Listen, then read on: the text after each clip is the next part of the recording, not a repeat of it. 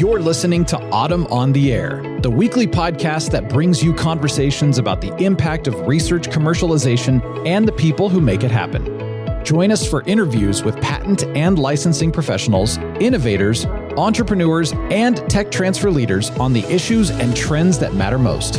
Keep listening for an inside track on the people, IP policies, and politics changing our world. Welcome to another episode of Autumn on the Air. Today we're joined by Rose Hughes, a distinguished European patent attorney known for her insightful analysis on patent law and practice. Rose has a strong background in blogging, particularly on platforms like IPKat, where she delves into complex patent cases and their implications. Before becoming a prominent voice in the patent community, Rose has had a diverse career path, which we'll explore during our conversation. Let's dive into Rose's journey and her perspectives on recent European patent cases and their relevance to technology transfer. Welcome to the podcast, Rose. Really excited to have you on the show today. Well, thank you for inviting me. Really excited to be here. Well, I'm happy to be able to have you on the podcast today to talk about a lot of things European patent law related. But before we get into some of those specifics, I wanted to ask you a little bit about your background and if you could share your professional journey with us and how you even got interested in patent law to begin with.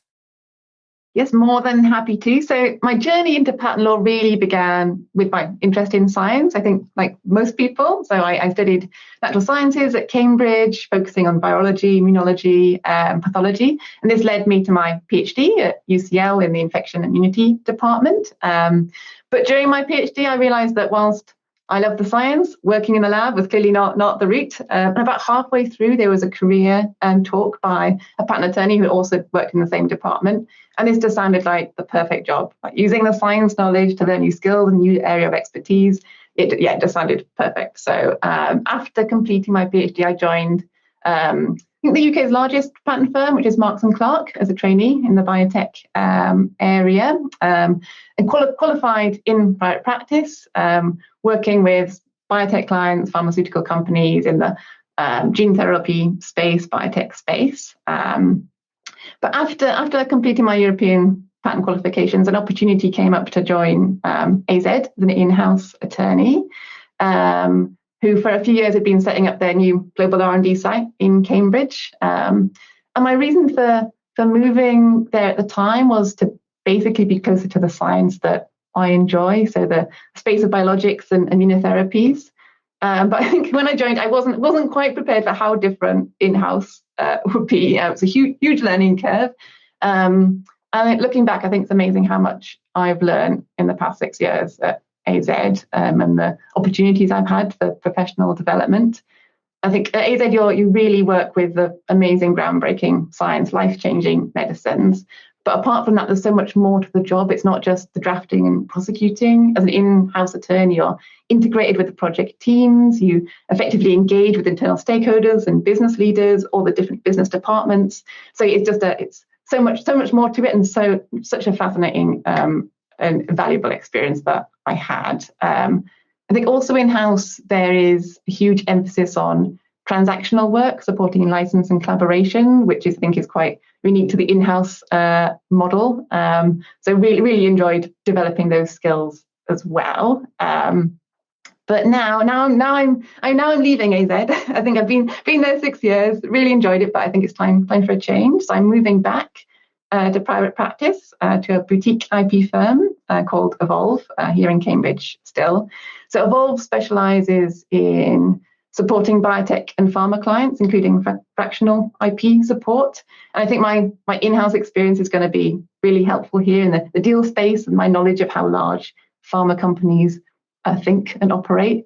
And I think this is going to place me in a really ideal position now to advise my clients on really effective IP strategies that serve their business goals and drive investments and enables good partnering with large pharma. So yeah, really looking forward to the new challenge.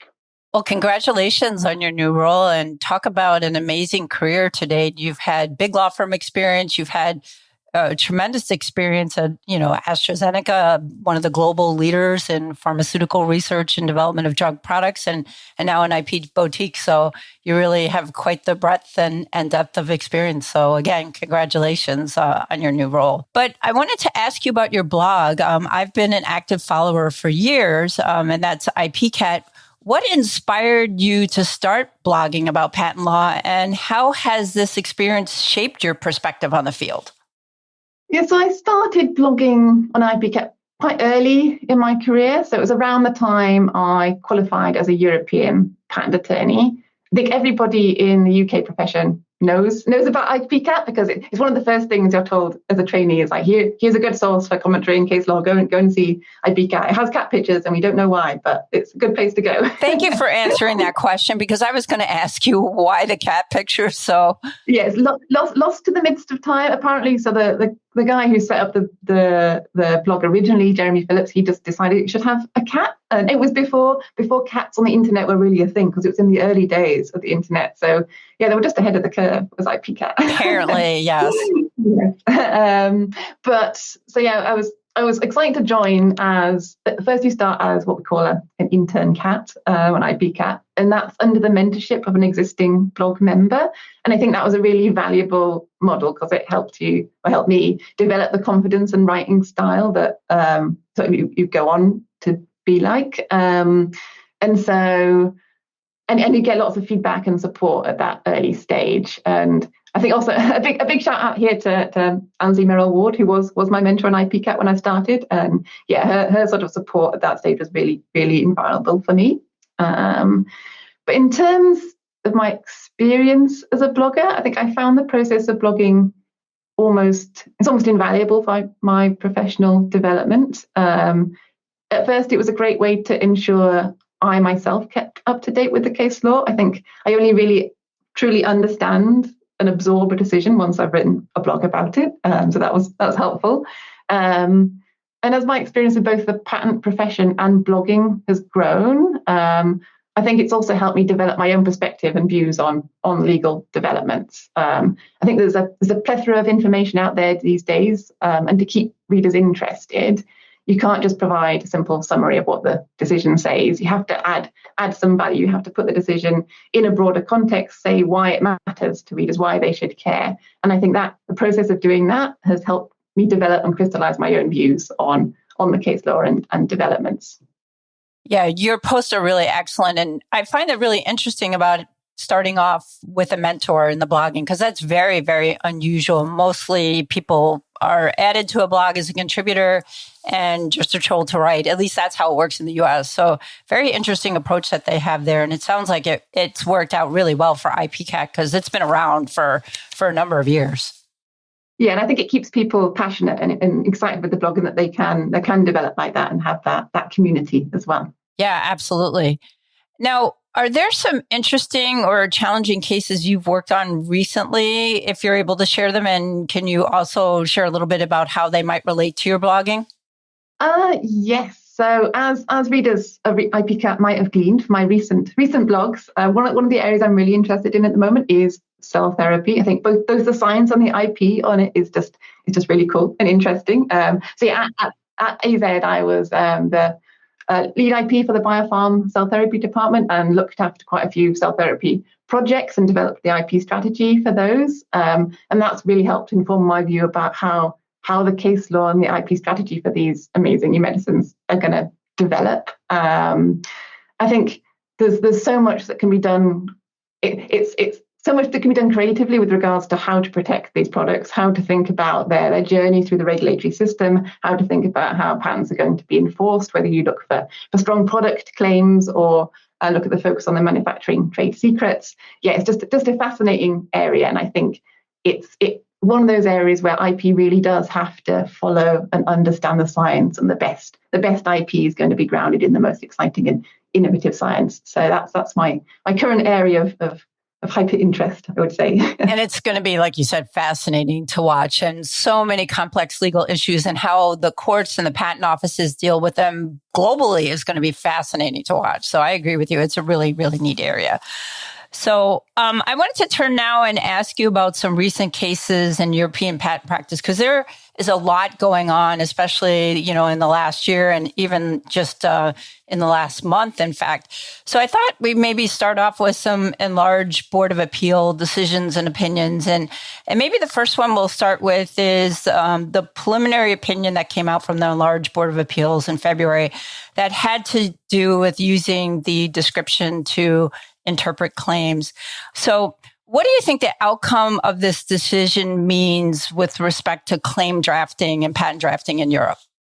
Yes, I'm glad you asked me the question in that way, because I think it's possibly been a little bit neglected, the actual practical implications of this decision. It's one of those cases that it's currently, we've had the oral proceedings now at the Enlarged Board of Appeal, and it's one of these cases that really excites patent attorneys, because it's like, it's the meaning of words, and how do we interpret the meaning of words? But it is quite, I can say esoteric, but it's quite patent law specific. And what are the actual legal consequences of this? And so fundamentally, the referral relates to the question of should you just interpret the claims on the basis that there are merits, or should you view the claims in view of the description as a whole? I think US practitioners might find this debate quite odd, given how much they would look at the description, the prosecution history, and the full file wrap up for that. Whereas, EPO, it's like, well, we could just look at the claims entirely by themselves without any description context at all. It is very odd for us. We kind of find it perplexing, but I'm sure you find our approach perplexing on a number of different levels. Yeah, and I think it's probable that some use of the description is going to be considered. I think the preliminary opinion said that the description may be considered when interpreting the claims, which seems a reasonably sensible approach. And it's also the approach the UPC is currently taking, in that they do look at the description as well to interpret the claims. But in terms of practical implications, so the actual case that the referral stemmed from was a Philip Morris tobacco case. And in this, the patentee essentially shot themselves in the foot by including this unnecessarily broad definition of a term in the description for gathered, for describing their tobacco product. And their definition in the description was broader than what the normal tobacco industry would consider the term to be. And then that definition was then used against them in terms of a novelty attack, because it encompassed then the prior art, which in the tobacco industry wouldn't normally be considered gathered, but under this definition was. So the question is, why did they put that definition in when it didn't really fit into the field and was arguably completely unnecessary, because everyone in the field knows what gathered means anyway. So my practical take home is beware of your boilerplate definitions, just putting in, this is a word that we should maybe define. Let's get some dictionary definition and put it in. You need to be as careful with those kind of things in your description as you are for all the words that you're using in your claims, because they could influence how your claims are interpreted. And I think there's also a lesson here for AI related patent drafting, because there's so many tools out there that can just fill your spec now with AI generated definitions that may not actually be centered in the technical field that you're in, and they may actually affect your claim scope. Yeah, and speaking of which, I know you've used some of those tools, and some have and I haven't found one that I've really, really liked yet. And that is a big concern, because you start to read some of the definitions they draft and it's like, oh no, this is way off. So I generally find that it's more efficient for my clients for me not to use the AI. And I think you've had a similar experience. Yeah, I think for me, it's that you wouldn't ask all the AI tools currently out there. They're generic, so they will just take any subject matter and come out with the invention and the claims. But you wouldn't ask any patent attorney to draft any invention. You need to be technology specific and actually think about what tool you have for what kind of technology you are. So mechanical drafts and software drafts are completely different in structure and format and how they actually go about it, interpreting the invention and describing it than in the life sciences biotech field. And I think the AI tools don't currently recognize that. So I think that's the area that the tools need to go into. Absolutely. That's been my experience as well. And when you test them out and you ask the sales rep about how well they work for life sciences, for small molecules and other things, they generally say, well, not the greatest, but we're really good for mechanical. So you're spot on that respect. So Rose, I wanted to ask you about another Enlarged Board of Appeals decision, and that's G2-21 and the Polymorph Patents, which are T1994/22, which had to deal with plausibility and experimental data submitted post-filing to support a technical effect when assessing inventive step. Can you tell us a little bit more about this decision by the Enlarged Board and the Polymorph Patents case? So as you say, it's about whether you can use post-published data, so data that you acquire later on, to actually support a technical effect that you're relying on for inventive step. Yeah, so one of the interesting cases that applied G2-21 was actually a polymorph patent. And I think this was a particular interesting case to demonstrate both where G2-21 added some extra to the case law, but also showed what its limitations are in terms of what it now allows us to do. So in this case, the patentee tried to use post-published data to show the improved photostability of their polymorph, but their original application didn't mention photostability at all. It just had like broad statements that said, oh, it's a high quality and stable pharmaceutical product. And so the Board of Appeal applying G2-21 said that you can use post-published data, but you can't just base it on sweeping statements in your application that your product is great and of high quality. There actually has to be some disclosure, some indication of what your technical effect that's more specific than that is. So based on that, my advice would be that when drafting patents, it's best to be as specific as you can about technical effects, including different technical effects that you know your invention to have, and that the decision in G2-21 does not permit you to just mention vague improvements and then rely on that. And I think it's always in European practice good to really connect what your features are and how those relate to solving a problem, the functional effects they actually have. But I think the good news is that despite the limitations that this case shows us, that the boards generally have taken quite a patentee-friendly view in terms of their interpretation of G2-21. You can use experimental evidence to support a new effect as long as it is, in the words of the EPO, conceptually comprised in your original application, which I think is a positive step forward.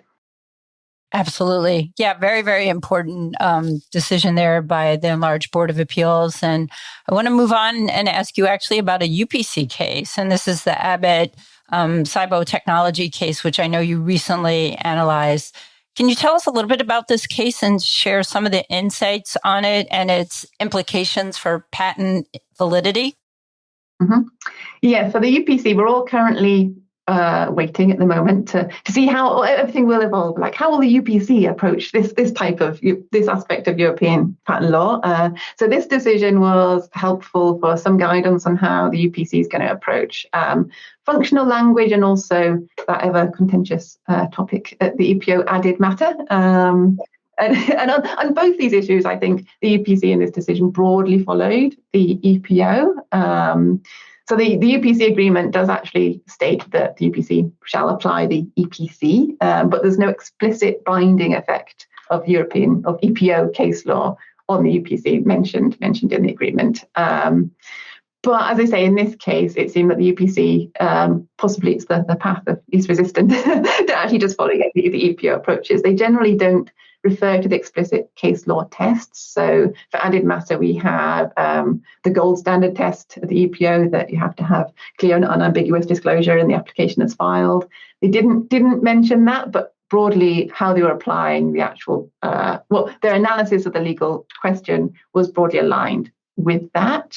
Arguably, I have seen some commentary that the approach of the UPC to added matter was slightly more lenient than the EPO, in that there was some focus on what the actual function of the invention was and the broader disclosure, which the UPC seems quite keen on as a general concept, looking at the whole disclosure of the description. However, my take on this is that is actually aligned with what the EPO would do, because the the case in question related to essential features.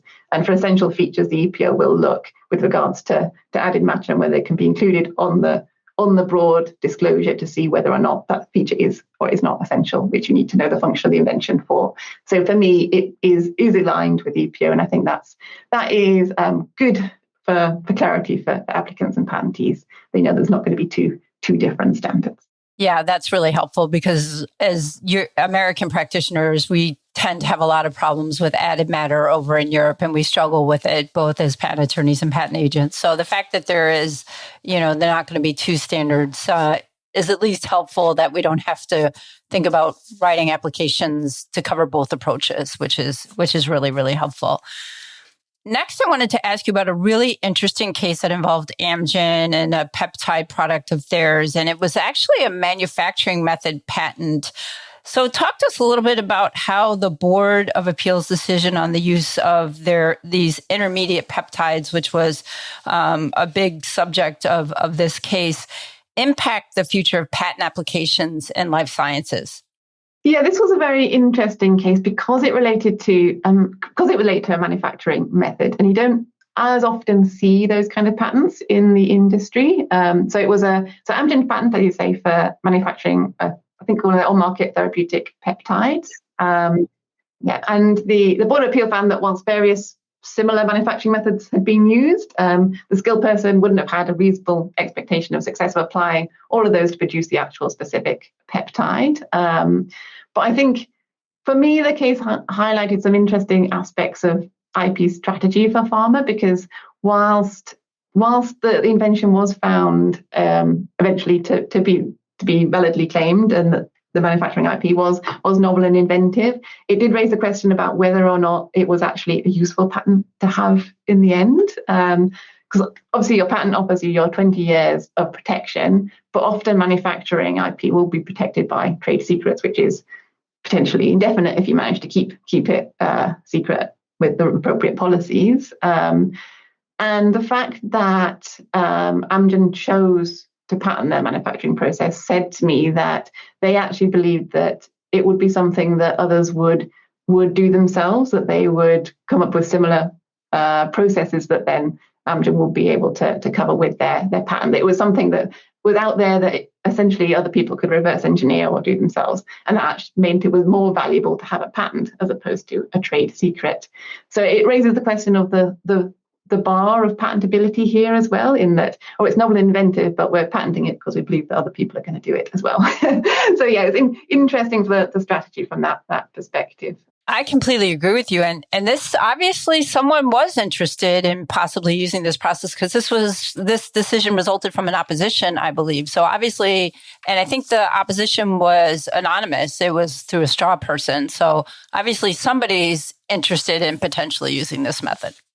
Yeah, and the anonymous opposition would be expected, given that the other problem obviously with manufacturing IP is like, you can't enforce it unless you know someone is actually using your method. And exactly. So no one wants to reveal that they are doing so. Yeah, no one's going to do that. So then finally, the last case I thought we'd talk about is something I know you're very excited about, you mentioned already, which is cell therapy and AI, and a case that just happened last month in April. Talk to us a little bit about this case and what you think the decision tells us about the challenges of IP strategy in this fast evolving area of AI and cell therapy. Yeah, this is a great decision, because it's like, it's two of my favorite things. It's cell therapy and AI combined into one case. So yeah, I had to write about this one.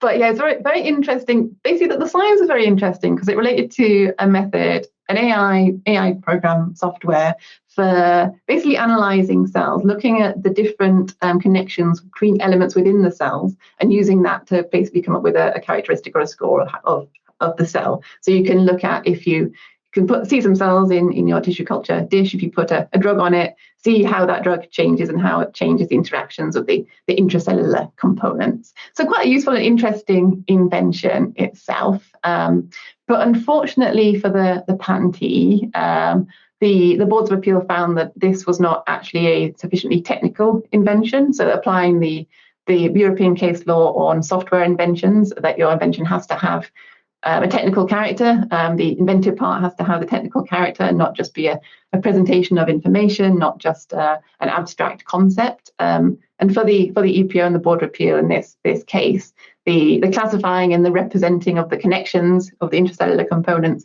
was just really a presentation of information, just an extraction of information, not something that had technical character. And so it was rejected on that purpose. But I think for me, one of the problems the patentee really faced was that they filed too broadly and too early to protect their invention, because they didn't have really enough data in their application to support a technical effect that they could then rely on. They couldn't then amend their claims to something that would be more practical in terms of, we're going to use this for drug screening, or we're going to use this for a particular technical purpose. And look, here's our data showing how we can do that and how we're supported by that.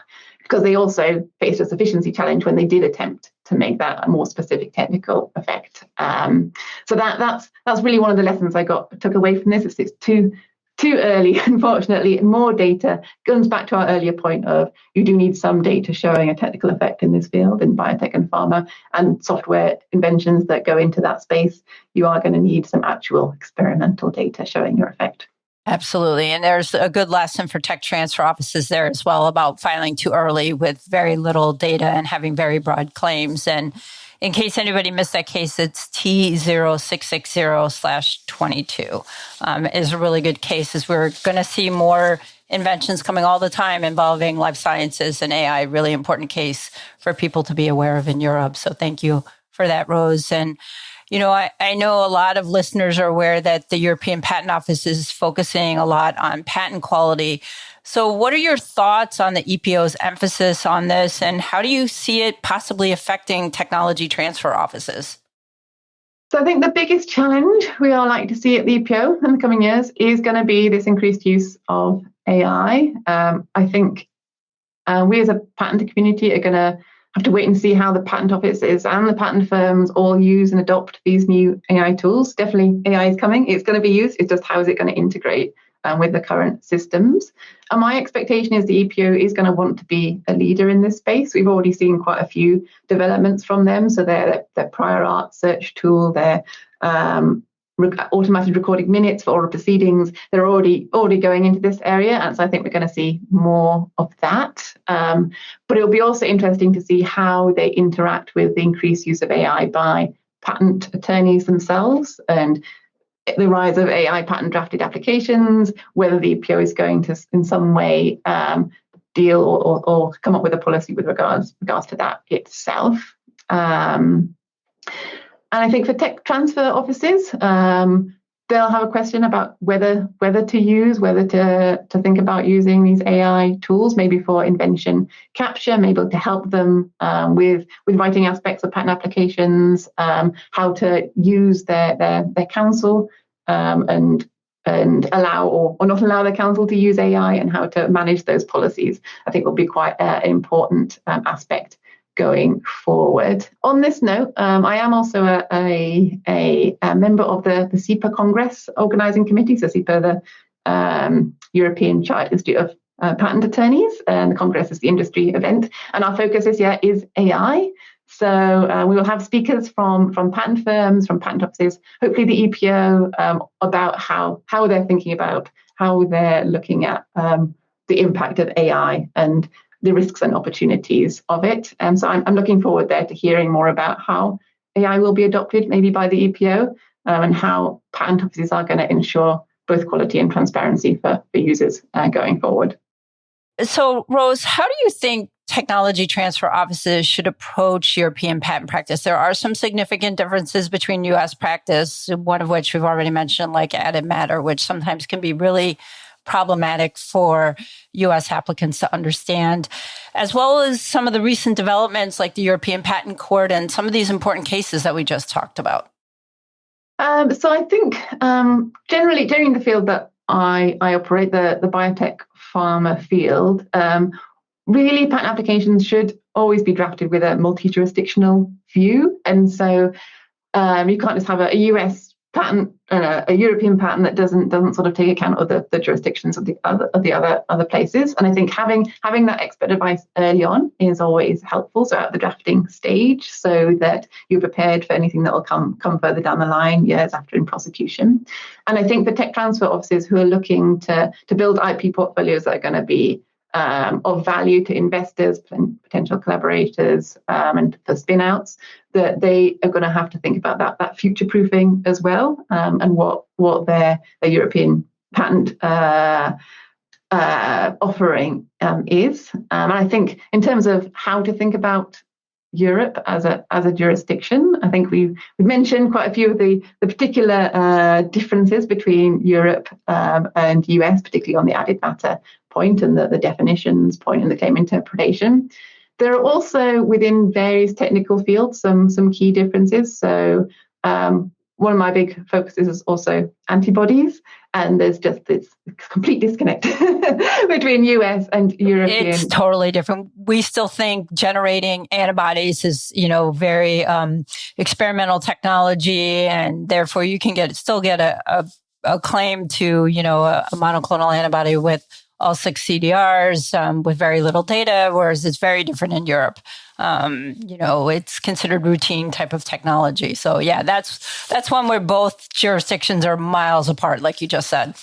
Yeah, and I think with that though, there is opportunities in Europe in that if you, for your product claim with the sequence of your antibody, then often, yes, you'll have to show this particular antibody has some surprising technical effect in and of itself. It has greater affinity, it has greater potency.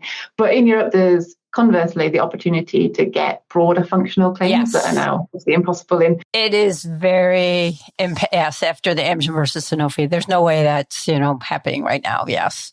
Whereas, in Europe, there's still granting, upholding at Board of Appeal level epitope claims and functional claims for antibodies. So, getting those broader, more platform cases is something that it's always good to think about when you're drafting as well, because you might not think about it for US, like, it's hopeless here. But in Europe and also Japan and other jurisdictions, it is still possible to get that broader scope as well. So those are the sort of key things: being aware of your particular technical area and any particular case law differences that you might encounter between these jurisdictions is always key at that early stage.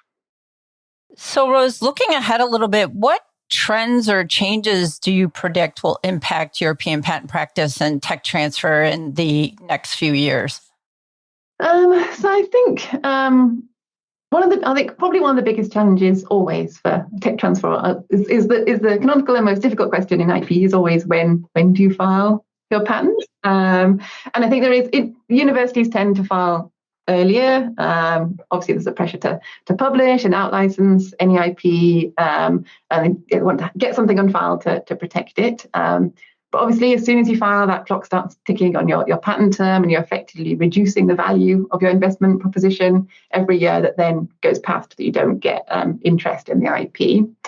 And of course, from the pharma company perspective, the other problem with that early filing is often the science continues to develop. So by the time you've actually got to the clinic, it may no longer actually cover the product. I think in the cell therapy spaces, see this all the time. The university has filed on the manufacturing process IP of how you make the cells, where the product is a process. You've got a new type of cell with this particular growth factors that you use to make it. But by the time you actually get to the clinic, now they're using a different process. We've got different growth factors. And so the patent claims, even the patent as a whole, doesn't have in it the scope to actually cover what your invention is. And now you've also created prior art for yourself if you wanted to file a new patent. So that can really scupper actually innovation in the cell therapy space, because now partnering that asset, out-licensing it can be really tough because you don't have any IP to actually show for your product. So dealing with that challenge is going to be something for tech transfer's office to consider very carefully about how they're going to go about doing that and managing these risks of need to file now to avoid the being scuppered, but also we need to make sure that the IP we do file is going to be of value to somebody. Absolutely. Yeah, that's some really, really great advice. And I will switch gears a little bit, Rose, and talk about new patent attorneys and agents that are entering the field. What advice would you give to them, particularly those who are interested in European patent practice? So I think my advice is difficult because the field is going to change so much with all these new AI tools. But I think the fundamental advice of doing the science that you're interested in, I think patent attorneys, we love the science. That's why we're there. That's why we're patent attorneys, because it's the science that we're interested in. And so I think following that is always a good shout. And gaining as many experiences as you can. I think it can be easy just to stay in one place if you're comfortable in your law firm. But actually gaining those different experiences, maybe smaller firms, larger firms, different in-house environments, just adds to your professional development, your portfolio, and forces you to grow in your career. So that would always be my advice. Don't be afraid to move and challenge yourself to new things. Definitely. Great advice. Thank you. And finally, Rose, as the podcast comes to a close, I wanted to ask you, how do you see technology such as AI, which we've touched on quite a bit here, influence the future of patent law and practice? That is the big question. Yes, it is the big question. I'm hoping you have a big answer for me. It'll be exciting to see. I think I can reassure everybody that AI is not going to take our jobs away, that there will still be a role for patent attorneys. In fact, there'll be more of a role. All that AI is going to do is automate those tedious processes that just take the time but doesn't require the actual creative human thinking. And that giving patent attorneys more time to focus on really crafting strong, creative, great patent claims and great patents, and thinking more about the overall strategy and making sure that is strong and robust. And so I think it's AI is just another tool we can use to help with actually achieving the goals that we want, and actually is a great opportunity for our industry and a great opportunity for people to upskill themselves, to learn new things, to learn new techniques, and to be involved in something really great and exciting. Definitely. It's going to be very exciting to watch how things generate and move in the next few years. So stay tuned. And we look forward to hearing all about it on IPKat and you continuing to blog. And thank you for all your efforts in that regard. Your blog is excellent. And congratulations on your new role. And thank you for spending some time with us today. Well, no, thank you very much. I really enjoyed talking to you and sharing some experiences. Thank you very much. Thank you again, Rose. Thank you, Rose, for sharing your expertise and insights with us today. Your perspectives on recent European patent cases and their implications for technology transfer offices have been invaluable. As we continue to navigate the evolving landscape of patent law and tech transfer, we appreciate your contributions to the conversation. To our listeners, we hope this episode has provided you with a deeper understanding of the complex interactions between patent law and tech transfer. Join us next time on Autumn on the Air for more discussions on the impact of research commercialization and the people who make it happen. Thanks for listening to Autumn on the Air with Lisa Mueller. Get social with us and share your thoughts. You can tweet us at AUTM or visit us online at AUTM.net. We'll be back next week on the air. Be sure to join us.